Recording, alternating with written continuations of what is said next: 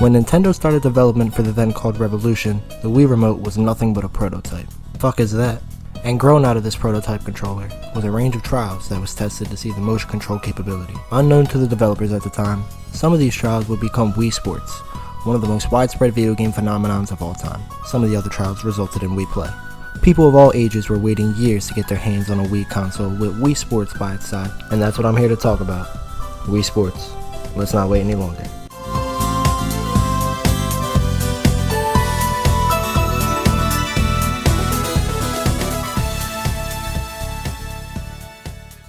For the first part of this video, I just want to go over some of the development history for Wii Sports. If I butcher these names, don't kill me, but the two original trials for this controller were a baseball game designed by Yoshikazu Yamashita and a tennis game designed by Kaizo Ota. These are 2 of 5 important people going to be discussed throughout the first chunk of this video. The other 3 are Katsuya Iguchi, Takayuki Shimamura, and Satoru Iwata. Rest in peace. These 5 discussed the development of Wii Sports in October of 2006 on a piece of Iwata Asks, and gives very insightful development stories on Wii Sports. The idea of having it as a game came about when they were discussing how to turn the trials they developed from the controllers into a full-fledged game.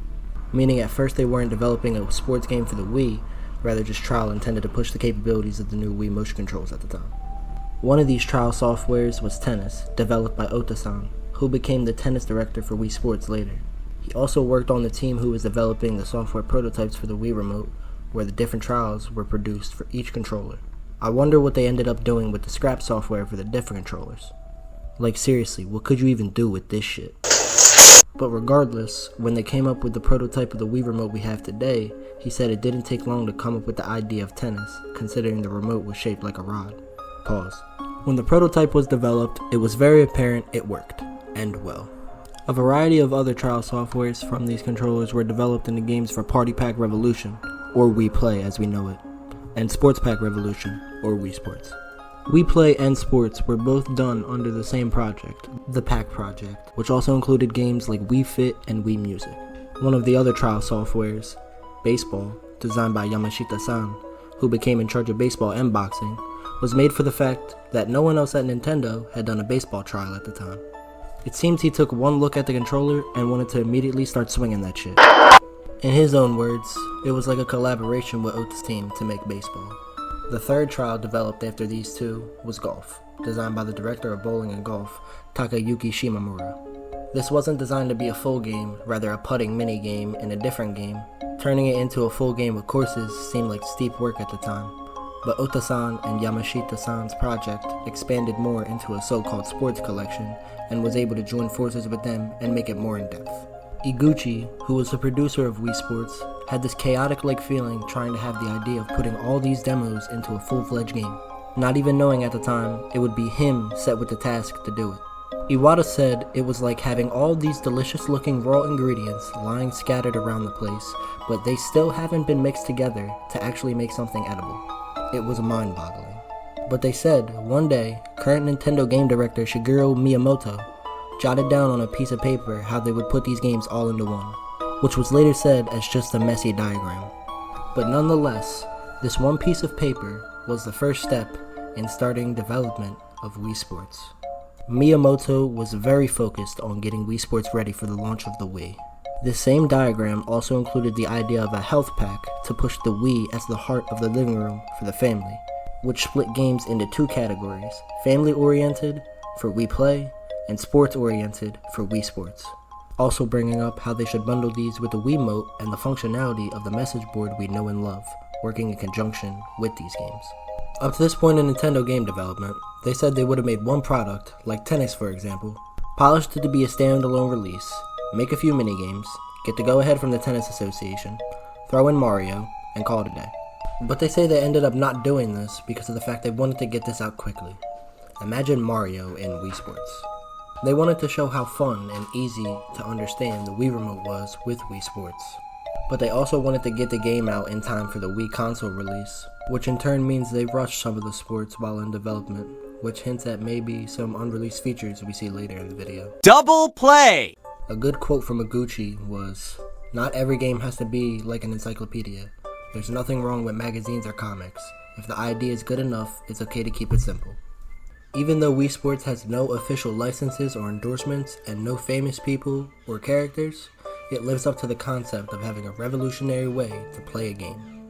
At first, having to think of what characters to use was a confusing one, considering the Mii concept or the Mii channel wasn't a thing as of yet.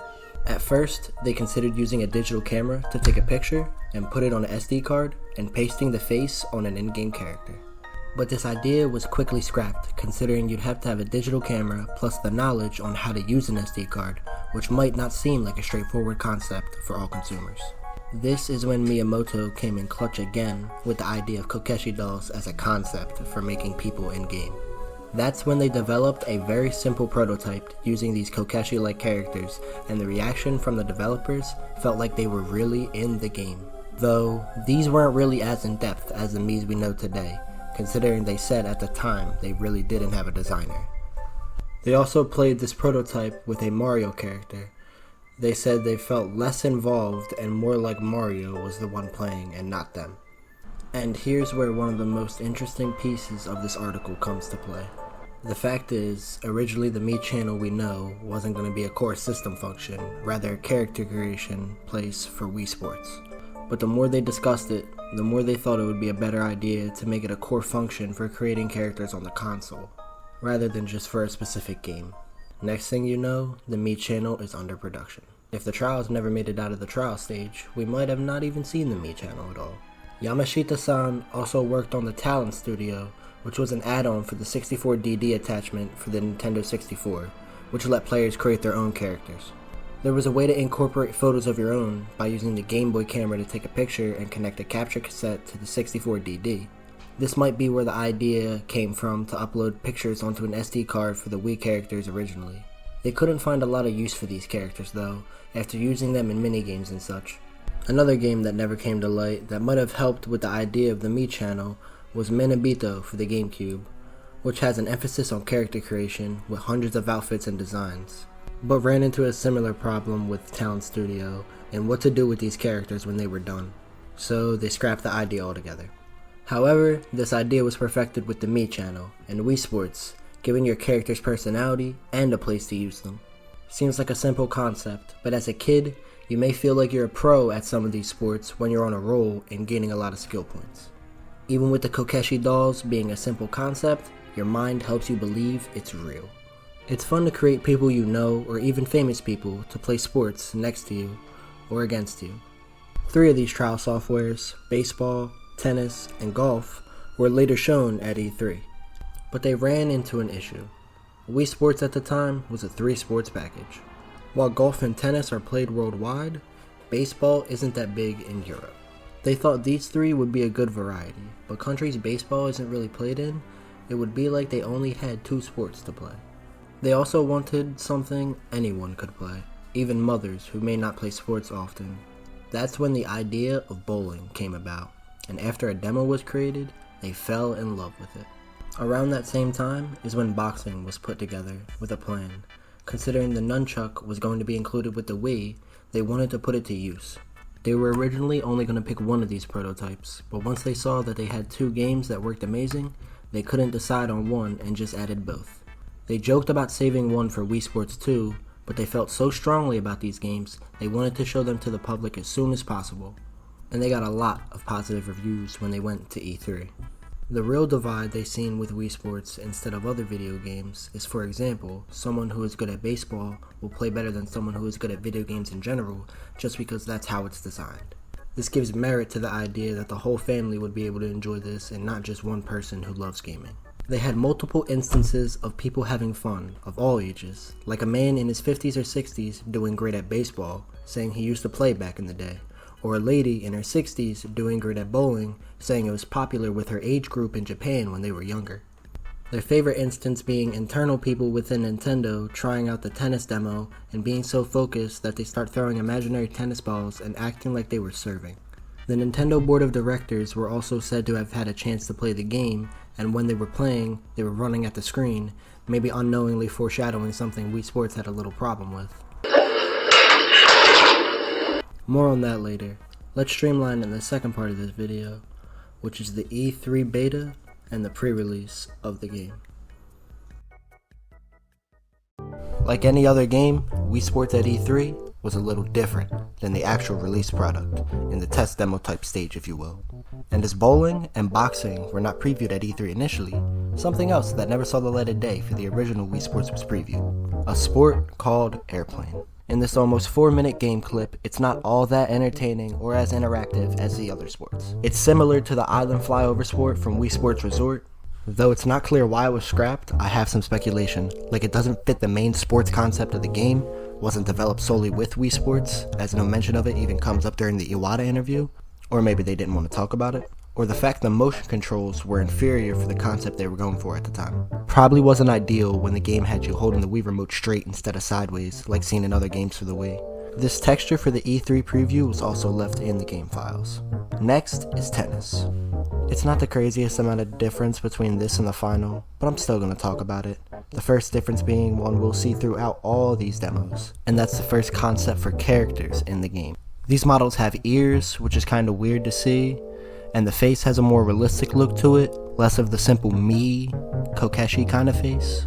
And the reason I'm not saying specifically it's an early Mii concept, rather a character, is because the Mii channel itself wasn't even a thought in anyone's head at the time, until they needed to put characters into Wii Sports, and expanded off of that idea and ran with it to what we know today as Miis. Crazy to think if they didn't go the route of motion sports minigames, we may have not seen the Miis at all. Think about the little changes in your childhood if that never happened. Anyways, there was no replays or audience in this early demo. No one really cared to watch what you were doing at the time. The scoreboard was a little different with a change of font and showing P1/P2 instead of Mii faces we see today. The ball is yellow and light blue, and the announcer is different, which can be heard at the preview of the Wii at E3 when they were playing tennis. Game point. As you can see, this is a quick short. And there were two demos at the time. One played with the point system we have today, and one played as a sort of best of 3 minigame where whoever gets 3 points first wins. Also at E3 when they were playing, there was an all blue Mii with a crown. That was the winner of a Nintendo sweepstakes to be the first person to play Wii Sports on stage. His name is Scott Dyer. Finish with tennis, let's take a move over to baseball, which was less of a game in itself and more of a demonstration on how to hit the ball, like the hitting home runs training game. Simple concept, 3 practice swings, and 10 swings after for score. There's also something I can only assume to be an early version of the screen asking what hand you use in the sport. There was also no demo at E3 showing the pitching part of baseball. Oh, what a bummer. No one cares. Anyway, there was also a different announcer, different from the one we seen at tennis previously.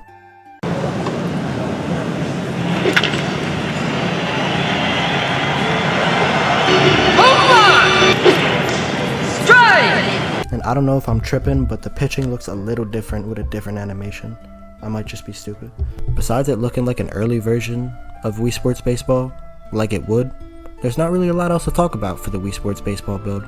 Let's move on to the final sport shown at the E3 showroom demo, and that's golf. This build, like the rest of them, is also a little different than the final game. The power bar is at the bottom instead of the left, and the objective is to hit it onto the green within 3 turns with a chance to putt if you do land on the green. Also on the power bar, there's an indicator to tell you how hard you need to hit it to land on the green. Though the course isn't featured in the 9 holes in the final game, it is found in the game files and playable through a couple of tricks, I guess. I'm not smart enough to do them, but I've seen videos shown here.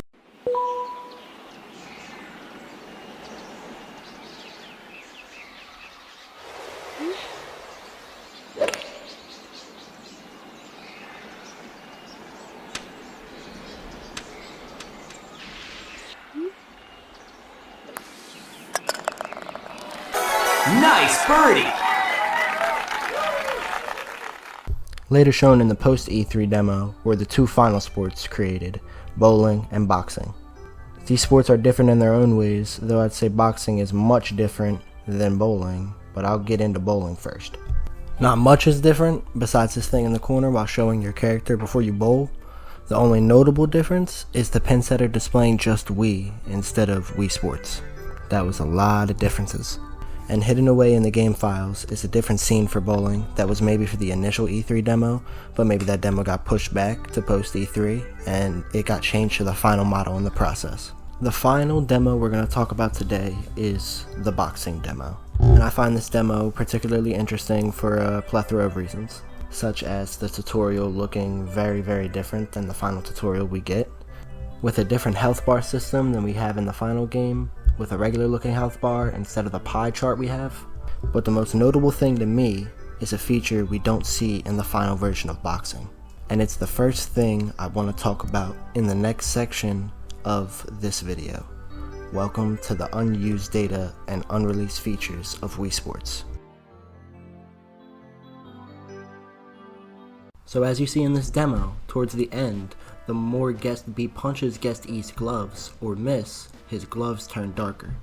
This is better shown in a video by Kiwi showing how the energy feature would have worked in the final game, with each opponent becoming stunned the more they mess up their punches. Now you can see before Steve becomes stunned, when he makes contact with the glove, a sort of yellow circle effect pops up and he becomes stunned. The early version of this said mechanic was actually shown at an E3 demo, with the yellow circle originally being a Comet-like exclamation point before the stun. But this is a mechanic not a lot of people know about, and it would have been really interesting to see how this would have played out in real time, though the same can be said about all these features. Another mechanic, present in the dodging training game, would have been Matt throwing different types of balls at you. Pause once again. Though we don't know when Matt would have decided to throw these in the actual training game, a video by B-Squo gives us a good idea of what it would have looked like. Being thrown were bowling balls, baseballs, ping pong balls, golf balls, and billiards, on top of just tennis balls. This also gives us a place for a texture that wasn't used in the game in the 9 billiard square.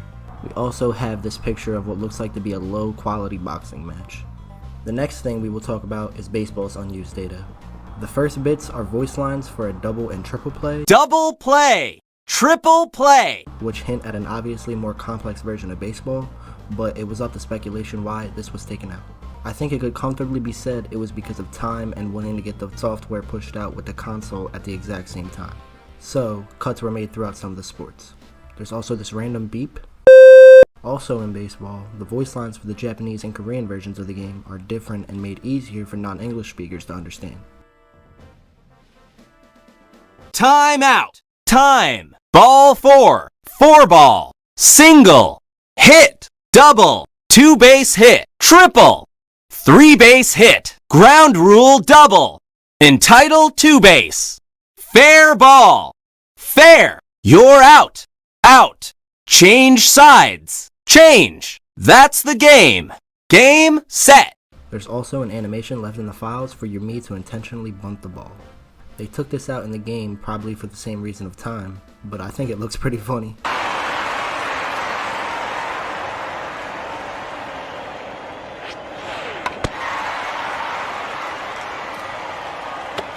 Single!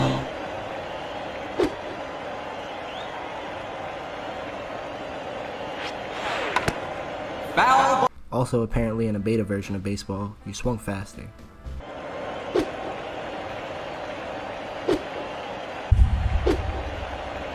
So baseball had a very different outlook in an alternate universe where they had more time to put out the console and the game. The same cannot be said about the next sport, and that's bowling. Though there's no real differences, the same can't be said for 2 of its training games, which would have added an extra 10 lanes at the end, spin control and picking up spares. In the game files, there's an additional 10 lanes, though they are displayed as 1 to 10 when you try to load them up into the game's first stages to see them.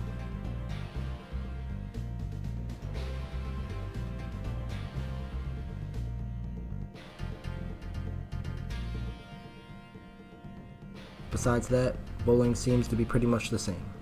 But the unused assets of golf are some of the most interesting of the bunch, with 5 courses being left over in the game files. A quick difference to add before getting into the 5 courses is one difference in a voice line between regions, with Double Eagle being an albatross. Double eagle! Albatross! The first course I want to go over is GLF_course_survey. The reason I bring this course up first is because it doesn't look like one that would have been played in the main game, rather something that would have been a sort of shot distance or power training game for golf. It is interesting looking, with the obscene blue, red, and white lines in your sight of vision, and numbers going sequential in the back, hinting again that this would have probably been a training game. It probably would have been in place for target practice if I had to guess, but that's up for speculation.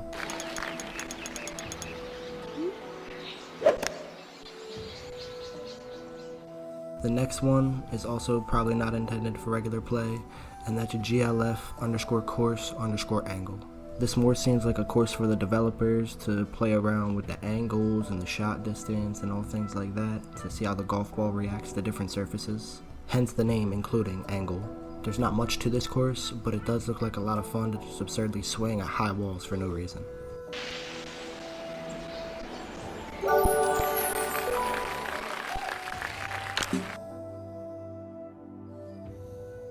The next course is actually the course that was used to show golf at E3, and that's GLF_course_E3. The in-game CARC files are updated for the final version rather than the E3 version, with the trees also being removed so you could actually play this.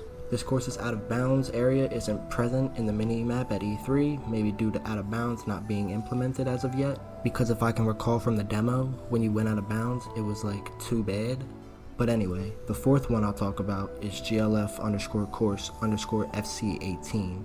This one is interesting since it's the 18th hole from the Famicom golf game. What makes this one stand out to me is the fact that they used textures from E3 to make this one map, maybe to have that as the play preview on the showroom floor, but never got the retexture most courses did when the game was finishing development. The courses in Wii Sports are said to be the 9 best holes from the original 18 from the Famicom golf game, brought into 3D, meant to be a callback for veteran gamers at the time. The final course I want to talk about is GLF_course_FC11. I couldn't find the name anywhere online, but ripping the game files, it's the same hole as the 11th one on the Famicom game. This hole is actually featured in the game, but it's the map featured in the target practice minigame. You might have seen this map somewhere else, matter of fact, and that's because it's the last map to show up on the golf selection screen when you let it scroll. I always see this one dude comment on everyone's video, so I can't miss this fact. These courses are playable using different tools and methods, none of which my mind can comprehend, because I can't find the tools. But as I've shown gameplay, you can see that these courses are actually playable using special methods from smarter people. And the final sport is tennis. To be honest, the only thing I could find was there was a different texture for the tennis ball in the game files. Also not that much different from the final one.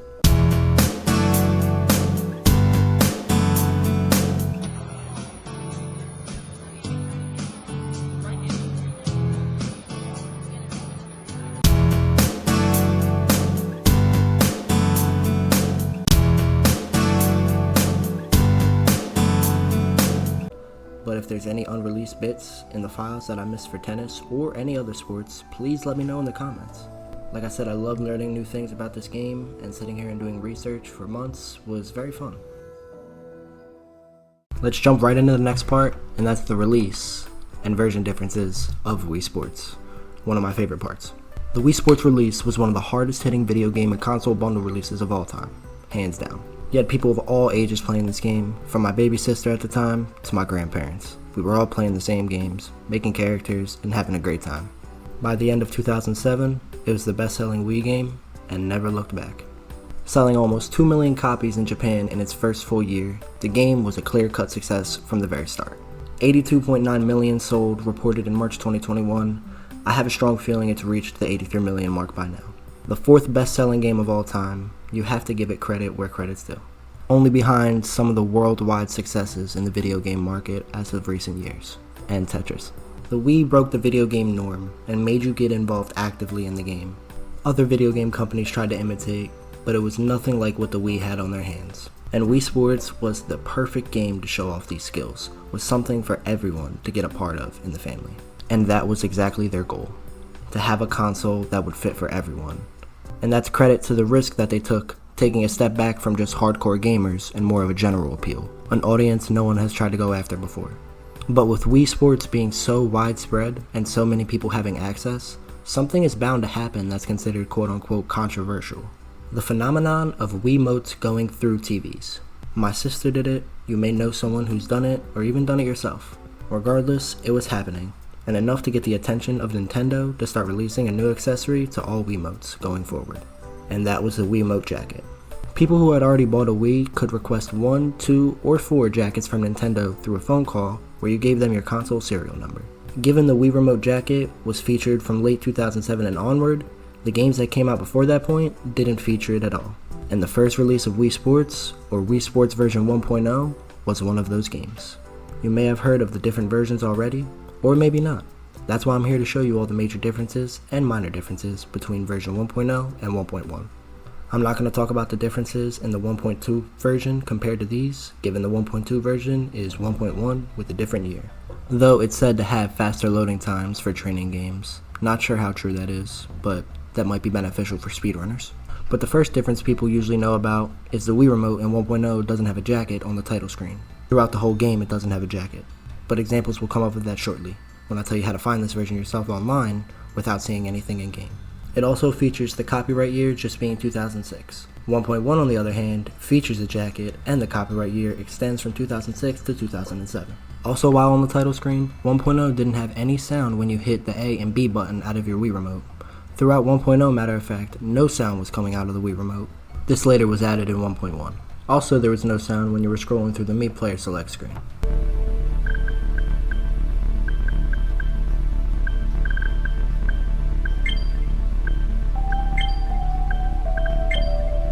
Enough of that, let's get to the sports. First, in Tennis 1.0, there was an exploit while playing 2-player to hit it out of reach every time. I heard this in a video from Ramtor about the topic, and it's interesting to hear as I've never heard it from anywhere before, but playing 1.0, I feel like the tennis players are less agile, so I believe this to be true as well. Next, I'll talk about baseball, which seems to have the most differences directly in the versions. The first one you can see right off the start. Besides the jacket in the tutorial, the lack of a cutscene featuring the players is present in the first version.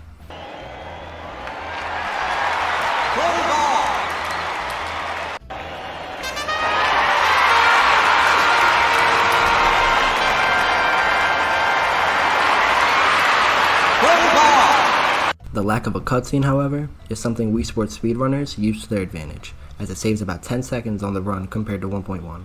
Another difference that's a little funny looking is what your Wii player does when you're at bat in different versions. Strike! Another difference that's also a time save for speedrunners is when you get out in the infield in 1.0. The other team never throws it to first base. But in 1.1, there's an updated animation that has them throw it to first to make it more quote-unquote realistic.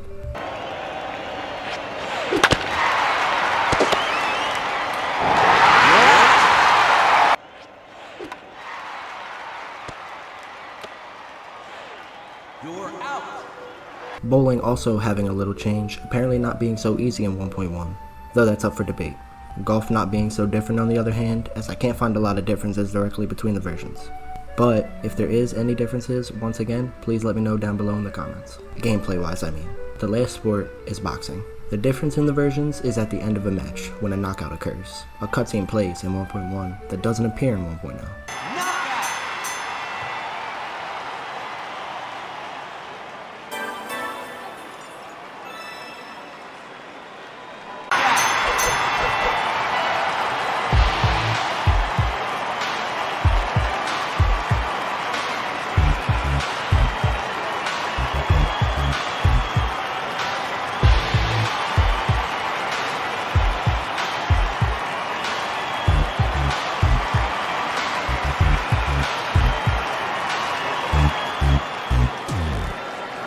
The last part of the version differences are at the end of the video for a reason. They're so minor that a famous YouTuber might reach out to them. But nonetheless, these are the version differences in the screens and controllers shown throughout the game, with the differences on the physical disc and cover/manual as well. So you can see what version of Wii Sports you're actually buying, if you're trying to go for 1.0. I'll quickly go over the screens and controllers first. To the left are the 1.0 screens of the controllers and such throughout the game, and to the right is 1.1.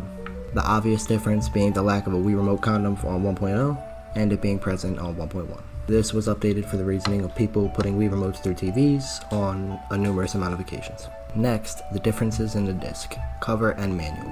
The front cover has a different looking ESRB rating, with a matching one on the back, with a different colored Nintendo logo. Moving on to the back, the first thing you should pay close attention to when you're trying to find a 1.0 disc is the copyright year. If you look closely, 1.0 just says 2006, while 1.1 displays 2006 through 2007. Also on the back, they have different looking Dolby logos. The 1.1 cover also displays a modification warning saying unauthorized mods to the console render the game unplayable. It also displays what might be the disc number at the bottom, both not seen on 1.0, with different color Nintendo seals on the back. The difference to look for in the disc to make sure it matches the cover version is the Dolby logo on the disc. I've only seen these on 1.1 discs, but if you see one on a 1.0 disc, please send it to me so I can see. Next to the inside of the manual quickly. It's just a lot of different screens for tutorials to match the version you're playing on, with or without the jacket, and the copyright year being on page 3 for 1.0 and 13 for 1.1. Though a warning is different, with the bottom of page 4 on 1.0 displaying "dry your hands if they become moist," instead of on 1.1 saying "use the Wii Remote jacket." It's also in a box in the 1.1 manual. 1.0 says printed in USA, 1.1 says printed in China. The back of the cover is the key part to identifying the version you're looking at, so make sure you're right when choosing. Besides that, I don't know many other differences between the two. If I missed something, please let me know in the comments. Right before I get to the conclusion of this video, a part of Wii Sports I consider a part of its history is its speedrunning scene. As of now, RyMac G4 holds the major category, all sports, world record, with the first sub-7. There are 3 tricks in the speedrun that always seem to interest me, and I have answers for them today if anyone else was curious. The first being how players get to skill level 1 to always play the worst opponents, second being the driver chip, and last, the disconnect shots. How players get to skill level 1 is different for each sport. I asked all sports world record holder RyMac G4, and he said in tennis, you have a fresh me and just lose over and over again, and they eventually give you a point out of pity. And in baseball and boxing, you win one game and then lose matches to go down in skill points, though it said baseball is to be more tricky. The next trick is the driver chip. I asked all sports and no baseball world record holder, Mr. Shy Guy, how he does it. And he said, basically aim a bit and follow the wind, while obviously smacking it with the driver. But if the wind is facing towards you, it tends to not go in the hole. Very interesting.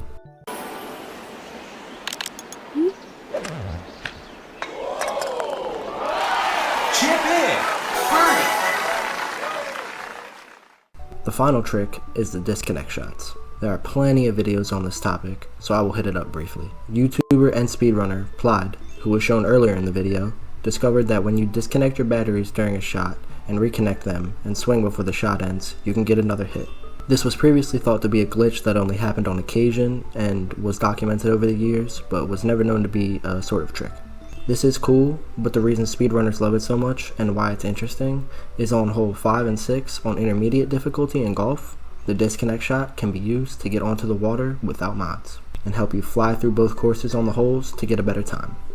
This is the revolutionary glitch in Wii Sports that changed the speedrunning scene of the game. But that's all I have for the speedrunning bit. Well, that's all the information I have for you guys today. Wii Sports launched on November 19th, 2006 in North America and had December releases in Japan, Europe, and Australia.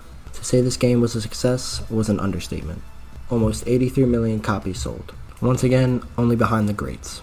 It does have a little pack-in syndrome with it being bundled with the Wii at launch, but I feel as though a lot of people bought the Wii because of Wii Sports, so it's a little different, but still there. Anyway, that's it. Hope you enjoyed. Shout out Wii Sports.